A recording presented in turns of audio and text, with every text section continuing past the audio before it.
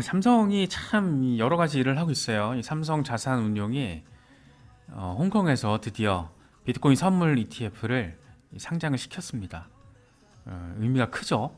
지금 우리나라에서는 제가 보기에는 미래에셋과 삼성이 제일 적극적으로 비트코인 ETF에 달려들고 있어요. 그 중에서 굳이 조금 우선순위나 강도를 꼽자라면 미래에셋이 지금 거의 국내에서는 원탑이죠. 국내 기업으로서는 해외에서 캐나다에서 비트코인 선물 ETF 진작에 출시했고, 미국에서도 지금 선물 ETF와 현물 ETF 신청도 한 걸로 전 기억하고 있어요. 그래서 미래에셋 같은 경우에는 이제 국내에서 이 비트코인 이슈, 이 규제 관련된 부분들이 좀 더 명확하게 세팅이 되고, 이런 비트코인 선물 ETF까지 승인이 된다라면 우리나라에서는 아마 그 시장을 미래에셋과 삼성 중심으로 가져가게 될 상황을 저희가 볼 가능성이 매우 높다라고 저는 바라보고 있습니다. 그러니까 미래에셋은 일단 금융 재벌이죠. 삼성은 우리나라를 대표하는 재벌이고 글로벌 기업이고, 그곳에서 금융 담당, 금융 자산 운용 담당 계열사 이 삼성 자산운용이 홍콩에서 이번에 비트코인 선물 ETF를 출시했다라는 소식이에요. 아시겠지만 홍콩은 비트코인 선물 ETF를 출시시킨 아시아의 첫 국가입니다. 아시아의 크립토 허브가 되겠다라고 공언하고 있는 곳, 이 멘트의 어떤 전후 시점에서 동시다발적으로 지금 여러 가지 일들이 벌어지고 있습니다. 개인 투자자들이 거래소를 통해서 개인 투자자들이 직접 이제 거래를 하게 될 가능성이 현실화되는 게 이제 시간 문제가 됐죠. 시간 문제가 됐고, 이 CME 주종의 비트코인 선물, 이더리움 선물 ETF 이미 출시가 됐고, 하필 여기에 또 우리나라 기업 이 삼성자산운용의 홍콩 법인이 이 상품을 지금 출시를 했습니다. 이 삼성자산운용의 이런 움직임은 사실 예정돼 있었던, 누구나 예측할 수 있었던 방향성이라고 볼 수 있습니다. 이미 작년에 이 삼성 비트코인 선물 액티브 ETF가 홍콩에 상장이 됐고, 또 있어요. 이거 말고 이 메타버스 ETF도 있어요. 메타버스 기업에 투자하는. 네, 그래서 잠시만요. 제가 지금 이번에 다시 정리해서 말씀드릴게요. 이번에 삼성이 비트코인 선물 액티브 ETF를 출시한 거예요. 이번에. 그런데 작년에 이미 블록체인 ETF, 블록체인 기업에 투자하는 ETF, 메타버스 기업에 투자하는 메타버스 ETF를 이미 홍콩 시장에 상장을 시켰어요. 그러니까 삼성이 비트코인 선물 액티브 ETF, 비트코인 선물 ETF를 출시하는 거는 어떻게 보면 쉽게 예측할 수 있는 상황이었다. 이걸 정리해서 말씀드릴 수 있어요. 그래서 한 건 뻔하죠. 지금 국내에서 출시가 안 되니까, 법적으로 그게 규제가 되는 상황이니까 아시아에서 유일하게 ETF를 상장할 수 있는 홍콩 시장으로 간 거고, 그래서 국내 투자자들이나 아시아 투자자들은 지금 홍콩 시장에서 홍콩 증권선물 거래소를 통해서 이 비트코인 선물 ETF에 투자를 할 수 있는 겁니다. CME 추종이고 당연히. 그래서 이거를 지금 삼성자산운용이 홍콩에서 하고 있다라는 점을 좀 의미 있게 바라볼 수 있지 않을까 생각이 듭니다. 제가 해놨네요. 준비를 해놨었네요. 삼성 블록체인 테크 ETF, 블록체인 기업들, 기술 기업들에 투자하는 테크 ETF랑 삼성 아시아 퍼시픽 메타버스 ETF가 작년에 둘 다 홍콩 시장에서 지금 출시가 됐어요.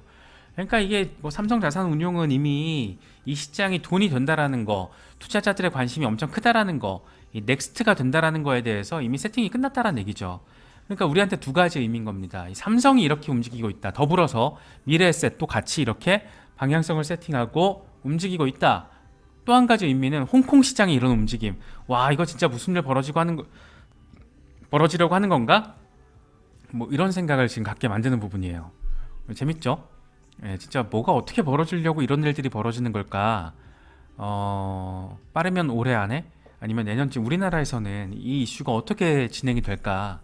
뭐 궁금하기도 하고 기대가 되기도 하고 그런 부분입니다. 이런 상황에서 삼성자산운용의 홍콩 법인장이 이런 얘기를 했었어요. 이번에 한 얘기예요. 1월 13일 오전 기사네요. 블룸버그 기사고, 홍콩 규제 여건만 허락이 된다라면 비트코인 현물 ETF 출시도 검토할 수 있어. 이 홍콩 정부는 이미 암호화폐 허브가 되겠다라고 되게 열중하고 있는 곳이거든. 그러니까 홍콩에서 규제만 이렇게 출시할 수 있게끔 오케이만 해주면 우리 할 거야, 뭐 이런 얘기 하고 있는 거죠. 야, 이거 재밌는 겁니다. 홍콩에서 진짜 비트코인 현물 ETF가 출시가 되고, 우리나라 기업들 뭐 삼성과 미래에셋이 이렇게 딱딱 상품 출시해버리면은 재밌는 상황이죠. 제가 지금 숫자가 명확히 기억이 안 나는데 미국에서 재작년에 비트코인 선물 ETF가 출시됐을 때 첫날 이 뉴욕 증시에 몰린 돈과 이번에 홍콩에서 비트코인 선물 ETF가 출시된 첫날 몰린 돈을 비교했을 때 돈이 더 많았어요. 홍콩에 몰린 돈이. 그러니까 이제 글로벌 투자자들의 관심이 뭔지가 이미 입증이 된 겁니다. 근데 지금 홍콩에서는 다 오픈하고 있잖아요. 묻고 따지고 이런 걸 지금 안 하고 있어요. 누구처럼 미국 SEC처럼 그렇게 꼴값을 떨면서 이상하게 시비 걸며 딴지 걸며 산업을 압박하는 짓을 안 하고 있어요. 무조건 와라 와라 와라 합시다. 지금 이게 홍콩 정부의 기조예요. 예. 그러니까 지금 이 삼성자산운용의 홍콩 법인장이 이런 말을 할 수 있는 거겠죠. 거기다 블룸버그와의 인터뷰에서. 그래서 이 기사에서 레베카 신이라는 인물이 멘트를 했는데 블룸버그 인텔리전스에서 ETF 애널리스트 역할을 하고 있는 사람이에요. 이런 말을 합니다. 홍콩은 아시아에서 암호화폐 게이트가 되기에는 굉장히 좋은 위치지. 뭐 그거를 굳이 뭐 비판하려면 비판할 수 있겠지만 그렇죠. 지금까지 지난 30년의 역할을 보더라도 홍콩과 싱가포르 중심의 금융시장 장세가 아시아에서는 꽤 스포트라이트를 받으면서 펼쳐졌기 때문입니다. 그러면서 또 덧붙여요. 그렇기 때문에 연말까지 다양한 비트코인 또 이더리움 현물 기반 투자 상품 출시 허용될 거야 이렇게 단정적으로 표현을 해요. 그러니까 적어도 홍콩 정부는 올해 안에 빠르면 상반기가 끝나고 하반기가 시작되는 그 시점에 비트코인과 이더리움 현물 ETF 출시 가능성까지 얘네들은 일을 벌일 수 있어. 뭐 이런 얘기를 하는 겁니다. 이건 물론 이제 미국 시장 상황도 상당히 연관 지어져서 결정이 날 것 같은데 봐야겠죠. 그런데 애널리스트들은 이런 전망을 하고 있고 실제로 상품을 만들어서 돈을 벌어야 하는 돈키신들은 이런 것까지 지금 계획을 하고 있다. 상당히 의미가 큽니다. 근데 우리나라는 지금 한물 이렇게 한 발 뒤에서 가고 있잖아요. 바보짓을 하다가 보니까 원래는 우리나라가 이 홍콩의 이 암호화폐 허브 욕심을 우리나라 부산 정도가 할 수 있었다라고 좀 바라보고 있는데 이미 늦었어요. 이 타이밍을 놓친 거죠. 그러니까 인력도 괜찮고 우리나라에서 이런 괜찮은 이 상품 제공 업체들도 많이 있고 되게 괜찮은데 이거 정치권이 멍청하다 보니까 참 안타깝죠. 인사이트가 있는 사람이 뭘 하려고 하면 일단 또 공무원 딴지 바로 부산시 뭐 하려고 하니까 금감원에서 그러면 안 돼요 뭐 이래버리잖아요. 정신없는 겁니다. 좀 아쉬운데 어쨌든 이런 지금 상황들이 벌어지고 있고 우리나라가 좀 이제 한 발 늦게 두 발 늦게 이런 비트코인 ETF를 승인하더라도 조금 늦겠지만 그래도 이런 경험치가 많은 국내 기업들이 있다라는 점에서 한국 시장에서도 그래도 조금 시장이 활성화될 수 있는 여지, 그러니까 비트코인 현물 ETF 시장, 선물 ETF 시장이 눈길을 끌 수 있는 그런 상황 생각해 볼 수 있지 않을까. 저는 뭐 그런 생각이 좀 많이 들더라고요. 체크하시면 되겠습니다.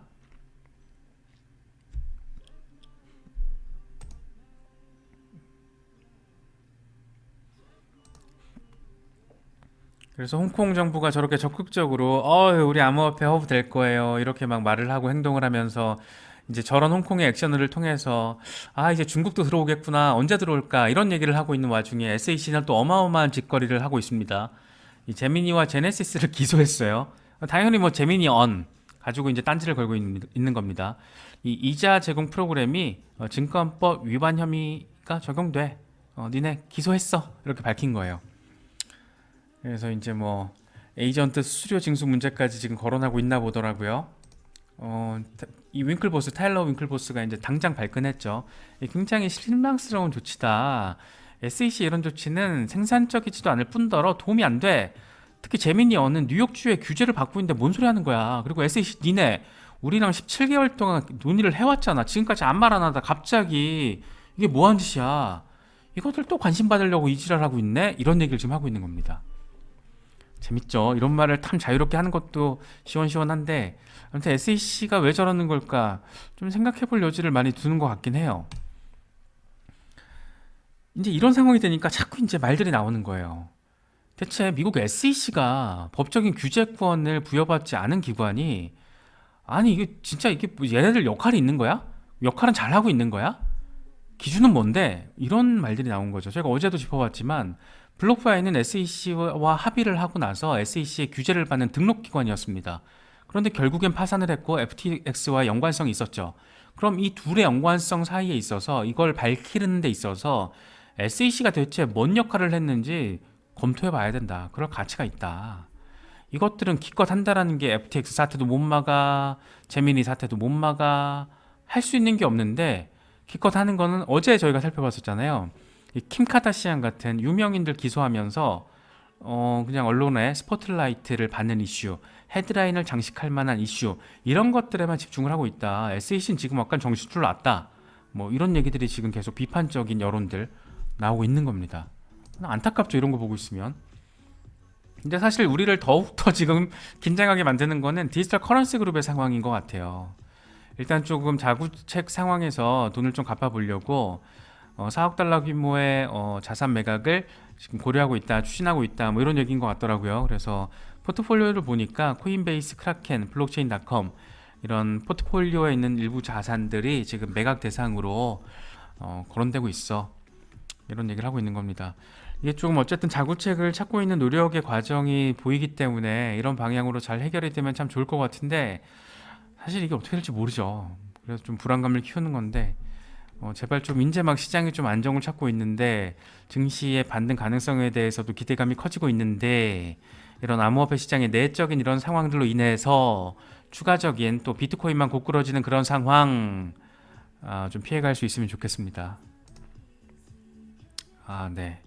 일단은 뭐 저는 이 정도까지 좀 말씀드리려고 준비를 했어요. 좀 이렇게 숨차게 말씀을 드렸는데 뭐 여러 가지 일들이 지금 진행되고 있죠. 진행되고 있고 긍정적인 부분도 있고 부정적인 부분도 있어요. 그래서 기대도 되고 우려도 있는 그런 것들이 섞여 있는 공존해 있는 상황이라고 바라볼 수 있을 것 같습니다. 아직 좀 어렵긴 한데 이럴 때 뭐 또 너무 우리가 부정적인 부분에 방점을 찍으면 또 대응하기가 어려우니까 이럴 때일수록 아까 스탁머니 리잘드 말처럼 지금이 역사적인 어떤 기회라고 생각하는 사람들도 있거든요. 저는 뭐 역사적인 기회인지까지 모르겠어요. 근데 어떤 기회 부근은 맞지 않을까? 뭐 이런 생각을 가지고 있는 입장이다 보니까 조금 더 이런 어떤 이 약세론자들보다는 또 강세론자들의 입장을 또 지지하고 있고 그러다 보니까 이런 멘트들이 조금 더 이렇게 와닿더라고요. 그래서 바라보시는 관점에 따라서 대응 전략에 따라서 뭐 당연히 사람마다 다르겠지만 조금 자신의 전략 추진에 있어서 이런 분위기들을 조금 잘 이렇게 섞어서 바라보시면 조금 더 우리가 적어도 뇌동매매나 감정에 따른 매매, 거래 이런 거는 피할 수 있지 않을까 뭐 그런 생각이 듭니다.